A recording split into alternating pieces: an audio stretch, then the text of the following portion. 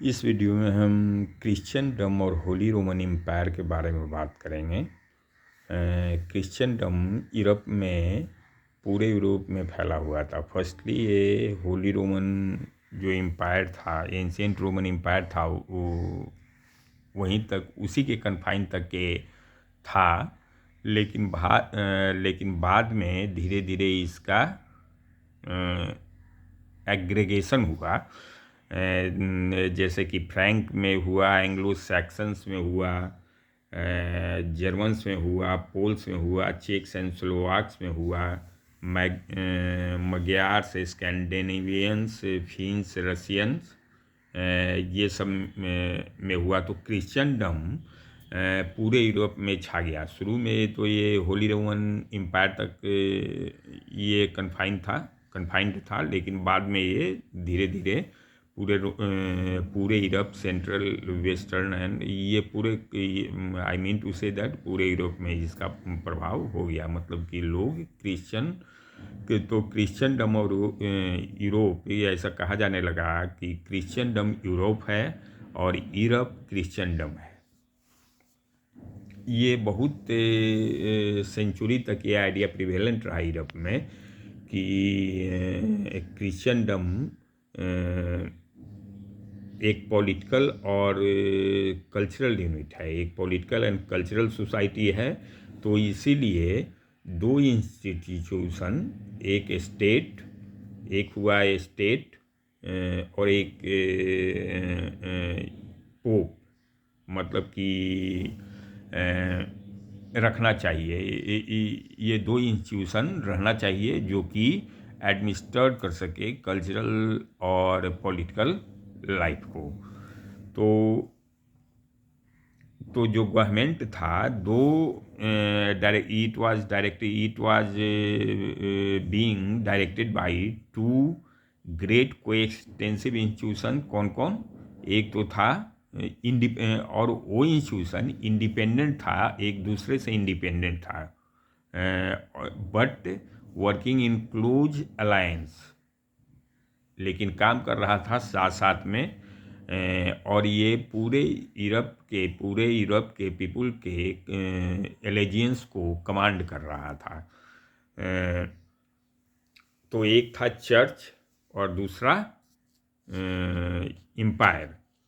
तो चर्च का रिप्रेजेंटेटिव था होली रोमन एम्पायर, और जो एम्पायर जो था और जो एम्पायर था, तो इंडिपेंडेंट स्टेट्स हुआ करते थे, या परिस्थिति के अनुसार जैसे जैसे परिस्थिति बनते गया उस तरह से एम्पायर भी हुआ, और उसके बाद इंडिपेंडेंट स्टेट्स भी हुआ। और मोर ओवर डचीज, ये सब जो था, ये सब भी हुआ। मीन्स कि तो हम देखते हैं कि 3 इनकाउंटरेंस है। एक तो हुआ कि 3 इंस्टीट्यूशन यूरोप में 1600 ईस्वी में ये प्रिवेल कर रहा था। एक तो है चर्च का, दूसरा चर्च का जिसका रिप्रेजेंटेटिव रोमन एम्पायर था, और दूसरा स्टेट, और तीसरा डिफरेंट इंडिपेंडेंट स्टेट्स, और तीसरा फ्यूडलिज्म। ये तीनों इंस्टीट्यूशन यूरोपियन पीपुल के आइडिया को मोल्ड कर रहे थे और उसको एक शेप दे रहे थे। ये तीनों इंस्टीट्यूशन। लेकिन ऐसा नहीं था कि ये शुरू से ही ऐसा एक था, एकदम समान स्थिति था, ऐसा नहीं था। जो रोमन एम्पायर था वो सिविल वार और बारबेरियन इन्वेजन से ग्रसित था। सिविल वार अपने आप में होता था, और बारबेरियन इन्वेजन बाहर से तुर्की वगैरह से हुआ करता था। तो ये बारबेरियन इन्वेजन हुआ तो ये ग्रीक और कह सकते हैं कि बीजेंटाइन एम्पायर में भी ये कन्फाइन कर गया। और ये एक तरह के जो सिविल वार और बारबेरियन इन्वेजन के परिणाम स्वरूप ग्रीक और बीजेंटाइन एम्पायर में कन्वर्ट किया। और ये कहाँ पर अवस्थित हो गया, इसका सेंटर हो गया south eastern Europe, under the headship of Constantinople, मतलब कस्तूनिया का church, under headship of patriarch of Constantinople. तो और लेकिन ये जो है जो बिजेंटाइन एम्पायर, तो ये साउथ ईस्टर्न यूरोप को देखा, और उसके बाद ये साउथ ईस्टर्न यूरोप को देखा, और जो कॉन्स्टेंटिनोपल था, वहाँ का जो पैट्रियार्क था, वो रसिया पर अपना क्रिश्चियनिटी बढ़ाया, तो रसिया में भी क्रिश्चियन लोग हो गए। तो ये ग्रेजुअल, एक तरह का ग्रेजुअल प्रोसेस था। तो बिजेंटाइन एम्पायर, जो रसिया था, वो अपने आप को बिजेंटाइन एम्पायर पर पैटर्न किया। इस तरह से हम देख सकते हैं, ऐसा प्रतीत होता है, ऐसा देख सकते हैं कि यूरोप वेस्टर्न एंड ईस्टर्न में बट गया। मीन्स की 2 क्रिश्चियन डम्स हो गया। एक तो था ईस्टर्न क्रिश्चियनडम, जो कि ग्रीक, बाल्कन, रशियन पीपुल के द्वारा जिसका फॉर्मिंग हुआ, ऑर्थोडॉक्स, और ये ऑर्थोडॉक्स चर्च से, इसका थेसिस ऑर्थोडॉक्स चर्च से मिलता है, और ये ओरिएंटल ट्रेडिशन जो डिस्पोटिक रूल का है उससे ज़्यादा प्रभावित था। जबकि जैसे बिजेंटाइन और रशियन जो हुए, तो वो सब जो ओरिएंटल डिस्पोटिक जो पैटर्न ऑफ सोसाइटी था, उसको अपनाया। और वेस्टर्न क्रिश्चियनडम एक वास्ट वैरायटी ऑफ नेशनलिटीज यहाँ पर था। फिन से स्कैंडिनेवियन नॉर्थ में, स्पेनियार्ड्स इटालियन साउथ में, पोल्स magyर्स ईस्ट में, इरिश और आइसलैंडर्स वेस्ट में, जो कि एक कॉमन लॉयल्टी कैथोलिक चर्च के प्रति वो कर रहे थे, मतलब रख रहे थे। तो कैथोलिक चर्च जो वेस्ट का था, वो फ्रीयर पॉलिटिकल कंट्रोल था उसका। ऑर्थोडॉक्स चर्च ऑफ ईस्ट का जो था उससे अधिक फ्री था। कैथोलिक चर्च वेस्ट का फ्री था, पॉलिटिकली फ्री था। ऑर्थोडॉक्स चर्च जो ईस्ट का था उससे। वेस्टर्न क्रिश्चियनडम एक वीकनिंग पावर के रूप में धीरे धीरे एक ग्रेजुअली वेस्टर्न जो क्रिश्चियनडम था वो धीरे धीरे डिक्लाइन करने लगा। उसका इंस्टीट्यूशन, एक जो एकत्रित सेंट्रलाइज्ड इंस्टीट्यूशन था, वो डिक्लाइन करने लगा। और ये धीरे धीरे, क्योंकि ये ट्राइबल स्टेट्स के प्रति ये ट्राइबल स्टेट से ज़्यादा वाकिफ था बशर्ते कि एम्पायर से, इसलिए चर्च जो है वेस्टर्न क्रिश्चियनडम का कोई रिस्ट्रिक्शन नहीं लगाता था बिजेंटाइन और रशियन एम्पायर जो कि चर्च पर लगाया करते थे। तो धीरे धीरे ये ग्रेजुअली डिक्लाइनिंग प्रोसेस हुआ। सेंट्रलाइजिंग और जो थीम था वो धीरे धीरे डिसअपियर होने लगा, और ये अल्टीमेटली ये कन्फाइन कर गया जर्मनी तक। ये जर्मनी के कन्फाइन तक ये जो होली रोमन एम्पायर था वो कन्फाइन कर गया। लेकिन इससे पहले जो कैथोलिक चर्च जो है एंशिएंट रोमन एम्पायर के डेज से जो अपना जो गरिमा रखता था, वो वेस्टर्न क्रिश्चियनडम जो कि वेस्टर्न क्रिश्चियनडम एक इम्पेरर के द्वारा शासित होता था, और स्पिरिचुअली पोप के द्वारा शासित होता था। ये पैटर्न रहा। 8th सेंचुरी में चार्लेमन जो हुआ, जो किंग ऑफ फ्रैंक्स हुआ, वो पोप के सैंक्शन से फ्रांस, जर्मनी, इटली, हॉलैंड और बेल्जियम को एक स्टेट में यूनाइट कर लिया, जो उसी को केवल रोमन एम्पायर कहा जाने लगा। कहने का मतलब है कि कैथोलिक चर्च जो वेस्ट का था, वो धीरे धीरे जो सेंट्रलाइजिंग जो प्रोसेस था, जो सेंट्रलाइजिंग थीम था, वो डिसअपियर होने लगा। तो ये फ्रांस, जर्मनी, इटली, हॉलैंड और बेल्जियम तक के स्टेट तक ही था ये शुरू में। और बाद में रोमन एम्पायर को इम्पेरर क्राउन किया करता था। रोमन एम्पायर को क्राउन किया करता था। तो बाद में ऐसा हुआ कि ऑटो द ग्रेट जो जर्मनी का जो प्रिंस था, वो पेपल अप्रूवल से एक न्यू फॉर्म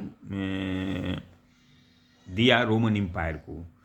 तो थ्योरी में तो जो होली रोमन एम्पायर था, वो उसका केवल टेम्पोरल मीन्स कि सेकुलर से हट के टेम्पोरल प्रीडोमिनेंस पूरा क्रिश्चियन रूलर्स और people of central and western Europe के लोगों को पर था। लेकिन जब 1453 में जब बिजेंटाइन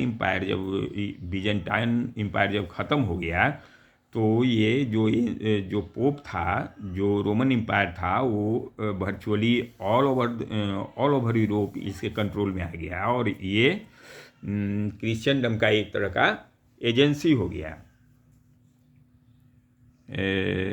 टेम्पोरल एजेंसी हो गया क्रिश्चियनडम का ये Holi Roman empire.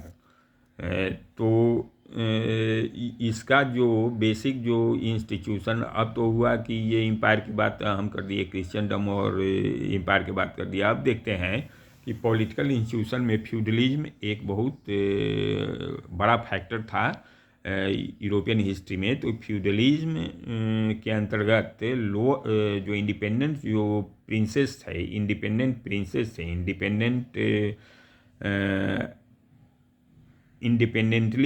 Independently political power रखते थे रेस्पेक्टिव स्टेट्स के पीपुल पर। और इस इंस्टीट्यूशन को दबाने के लिए अनेकों किंग्स आए, और कुछ अपना प्रोग्रेस भी बनाए, जो कि बाद में इनलाइटेंड डिस्पोटिज्म के रूप में कन्वर्ट किया। लेकिन ये जो प्रोसेस था, ये जो इसके अगेंस्ट ये फ्यूडल नोबल्स को जो दबाने का प्रोसेस था, और जो किंगडम को और एम्पायर को जो सॉलिड करने का जो प्रोसेस था, वो एक लंबा प्रोसेस था, जिसमें कि होली रोमन एम्पायर अपने आप को कैद में पाया। क्योंकि एक तरफ जब होली रोमन एम्पायर और एक तरफ तो होली रोमन एम्पायर, और उसके बाद जो किंग होते थे, उनका बैलेंस रहता था। उनके बैलेंस के बीच में फ्यूडल लोग आ गए थे। तो फ्यूडल लोग को सप्रेस करके होली रोमन एम्पायर भी बढ़ा। होली रोमन एम्पायर का पावर कम हो गया। जब प्रिंस हो जाएंगे, तो स्वाभाविक है कि वहाँ पर धर्म का महत्ता ये लोग नहीं देंगे। तो इस तरह से जब फ्यूडलिज्म का फ्यूडलिज्म एज ए फीचर जब समाप्त होने लगा, तो होली रोमन एम्पायर भी धीरे धीरे श्रिंक करते गया और ये समाप्त हो गया। तो ये हुआ प्रोसेस। लेकिन इस प्रोसेस में बहुत अप्स एंड डाउन्स थे। कैसे, हम देखेंगे बाद में। तो 1500 ईस्वी तक होली रोमन एम्पायर जो था, वो वर्चुअली जर्मन स्पीकिंग पीपुल के ही लोगों के बीच इसका एरिया था। ये श्रिंक कर गया जर्मन स्पीकिंग पीपुल और चेक्स जो बोहेमिया में रहते थे उस पर। पेपेसी और इटालियन सिटी जो थे, अपने आप को इम्पेरियल कंट्रोल से फ्री कर दिए। तो नीदरलैंड जो था, हॉलैंड और बेल्जियम और स्विस कैंटन, वो भी नॉमिनली इसके सब्जेक्ट में था। इंग्लैंड, फ्रांस, पुर्तगाल, स्पेन, ये अपना इंडिपेंडेंस स्टेटस बना ली, ये अपना रियल इंडिपेंडेंस बना लिए इस पर। तो और ये जो था स्कैंडिनेवियंस नॉर्थ में स्कैंडिनेवियंस और स्लेविक पीपुल के बीच, पोल्स रशियन के बीच ये इनऑपरेटिव था। तो 1500 तक जो इम्पायर था जर्मनी और जर्मनी से ये इसका टर्म एक तरह से इंटरचेंजेबल होता है। तो इसका ये हुआ, तात्पर्य ये हुआ कि होली रोमन एम्पायर से जो थे स्टेट थे वो हटने लगे, इंडिपेंडेंस स्टेट्स हटने लगे, और लास्टली ये जर्मन स्पीकिंग पीपुल तक ही ये एरिया इसका लिमिट हो गया। तो होली रोमन एम्पायर और जर्मन स्पीकिंग पीपुल एक तरह से इंटरचेंजेबल टर्म हो गया। 1500 तक जो होली रोमन एम्पायर थे ये वीक था। ये बहुत हॉचपॉच ऑफ सिटी स्टेट्स और feudal survival, city states feudal survival जैसे आर्कडकीज, ऑस्ट्रेलिया, मार्गरेट्स, ब्रांडेनबर्ग, डचीज में सैक्सोनी, बावेरिया, वुर्टेम्बर्ग, काउंटीज हो गया पैलेंटिनेट, फ्री सिटीज हो गया, बैरनीज हो गया, डोमेन्स हो गया। तो ये स्मॉलर एक तरह के कहने का मतलब है कि ये इससे कंसिस्ट करता था होली रोमन एम्पायर। और जो स्टेट था 300 स्टेट्स फॉर्म्ड जर्मन यूनियन, ये जर्मनीज वही जर्मन यूनियन। तो चूँकि रोमन एम्पायर और जर्मन यूनियन एक ही थे, सेम थे एक तरह से। तो अब हम जर्मनी के बारे में बात करेंगे कि कैसे इसका क्या चलता था। तो वहाँ छोटे छोटे स्टेट थे, 300 से ज़्यादा स्टेट थे, ये तो अभी कह चुके हैं। सेंट्रल गवर्नमेंट जर्मनी को बांधे हुए था एक सेंट्रल गवर्नमेंट, जिसमें इम्पेरर लॉ को एग्जीक्यूट करता था, और एक डाइट रहता था उसको बनाने के लिए। डाइट इम्पेरर जो होता था वो 7 इलेक्टर्स के द्वारा, जो कि प्रिंसेस होते थे, उनके द्वारा रहता था। जैसे कि आर्कीबिशप ऑफ मेंज, चीफ, उसके बाद मेंज, कोलंगो, ट्रायर, मार्ग्रेव, मतलब कि उसमें 7 इलेक्टर्स में जो राजा थे वो मेंज के होते थे, बोहेमिया के होते थे, ब्रांडेनबर्ग और पैलेंटिनेट इससे होते थे, और राइन का। तो ये मतलब 7 इलेक्टर्स राजा को चुनते थे और राजा एग्जीक्यूट करता था लॉ को। डाइट का काम था, और डाइट को कौन चुनता था, डाइट कैसे होता था, बनता था। तो ये 7 इलेक्टर्स, उसके बाद लेजर प्रिंसेज, उसके बाद जो रिप्रेजेंटेटिव होते थे फ्री स्टेट के, उनके द्वारा डाइट बनता था। तो इम्पेरियल ड्यूटी उस समय तक नहीं कर सकता था सक्सेसफुली जब बिना डाइट के ऑथोराइजेशन के। बिना डाइट के ऑथोराइजेशन के इम्पेरर कोई जो एक्ट है वो एग्जीक्यूट नहीं कर, कोई लॉ एग्जीक्यूट नहीं कर सकता था।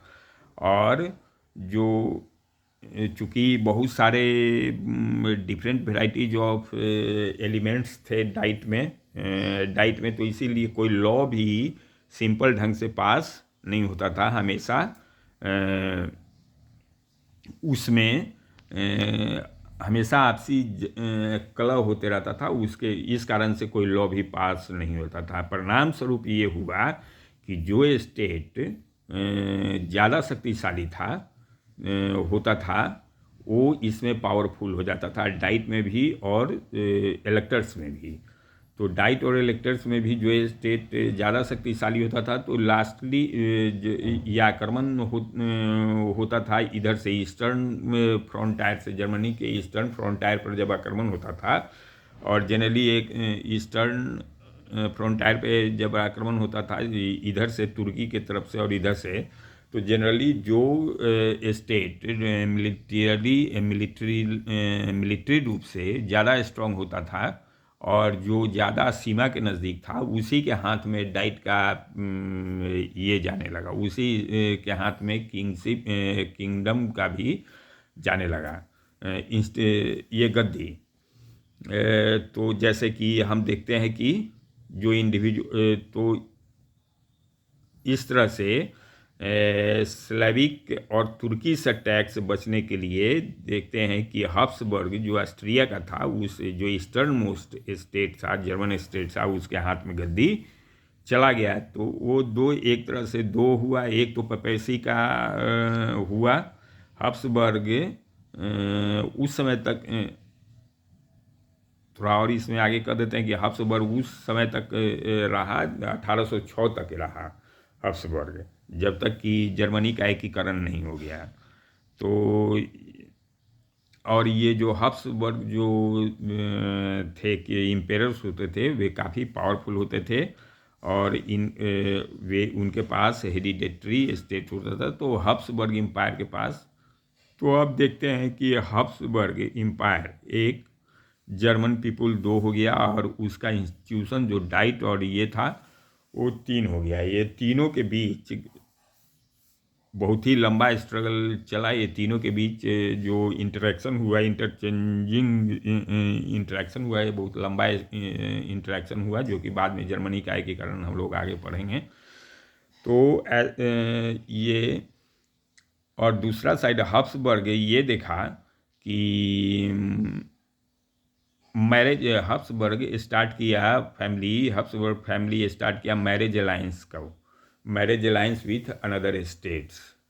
तो इसके अंतर्गत तो हब्सबर्ग एम्पायर भी एक हॉचपॉच एम्पायर बन गया मैरिज अलायंस के तहत। सबसे पहले तो जो ऑस्ट्रिया था, हब्सबर्ग एम्पायर में ऑस्ट्रिया ही मेन था। तो वो हंगरी से, उसके बाद बोहेमिया से, और उसके बाद ब्रगंडी, ये सबसे ये मैरिज अलायंस किया। नीदरलैंड से मैरिज अलायंस किया। उसके बाद मतलब कि वहाँ मैरिज अलायंस किया जहाँ इसको सक्सेशन में स्टेट प्राप्त होना था। तो इस तरह से हब्सबर्ग आगे बढ़ गया। मतलब ये हब्सबर्ग का विस्तार हुआ। तो जो डायनेस्टिक एम्पायर, एक तरह का हब्सबर्ग का डायनेस्टिक एम्पायर एक पॉलिटिकल आइडिया और इंस्टीट्यूशन हो गया बिगनिंग ऑफ 16th सेंचुरी में, जो कि प्रिवेलेंट हो गया क्वाइट ये थ्रू आउट यूरोप अपने मैरिज अलायंस और डायनेस्टिक डिवाइसेस से। रॉयल फैमिली जो स्पेन, फ्रांस, इंग्लैंड और मोस्ट अदर किंगडम्स जो होते थे, या पेटी प्रिंसेज या जो बैरन होते थे, वे भी मैरिज और अलायंस अपना अपना अरेंज करने लगे। तो इसका, और ये प्रे कौन बना? तो प्रे बना, शिकार कौन बना? तो शिकार बना जर्मनी, क्योंकि जर्मनी एकदम डिसयूनाइटेड स्टेट था, इसीलिए जर्मनी इसका शिकार बना। जर्मनी में यद्यपि की कॉमन लैंग्वेज जर्मनी को बांधे हुए था, क्या? कॉमन लैंग्वेज, डाइट, और उसके बाद जर्मनी को बांधे हुए था डाइट, कॉमन लैंग्वेज, कुछ पैट्रियोट्स जो थे स्ट्रॉन्गर और सेंट्रलाइज गवर्नमेंट का ये मांग करने लगे। तो प्रोट्रैक्टेड डिबेट्स के बाद ये एग्री हुआ, ये सहमति हुई कि प्राइवेट वॉरफेयर को समाप्त कर देना चाहिए, जो अटेंडेंट ऑफ फ्यूडलिज्म है। उसके बाद परपेचुअल इंटरनल पीस घोषित कर देना चाहिए, और उसके बाद एक इम्पेरियल कोर्ट इस्टेब्लिश करना चाहिए, जब नोबल्स के बीच में जब झगड़ा हो उसके निपटारे के लिए। तो इस तरह से हम देखते हैं कि यूरोपियन जो क्रिश्चियनडम था उसमें डिस्टिंक्टिव फीचर्स थे। डिस्टिंक्टिव फीचर्स और डिस्टिंक्टिव इंस्टीट्यूशन थे। सबसे पहला इंस्टीट्यूशन तो होली रोमन एम्पायर हो गया, दूसरा हो गया ऑस्ट्रिया हो गया, तीसरा हो गया जर्मनी हो गया, और चौथा हो गया Byzantine empire. Greek western Greek orthodox church एक तरफ हुआ, फिर उसके बाद ईस्टर्न चर्च हुआ, ग्रीक चर्च, और उसके बाद ऑर्थोडॉक्स चर्च हुआ। तो ये सब इंस्टीट्यूशन थे। इनमें कैसे इंटरेक्शन, और फ्यूडलिज्म, इनमें कैसे इंटरेक्शन होता है और किस तरह से एक दूसरे को इन्फ्लुएंस करते हैं, एक दूसरे से कैसे इन्फ्लुएंस्ड होते हैं, और पीपुल का क्या इसमें भागीदारी होता है, और किस तरह से लोग मॉडर्न स्थिति में आते हैं, ये सब हम आगे के वीडियो में देखेंगे। Thank you. इस वीडियो में इतना ही। Thank you.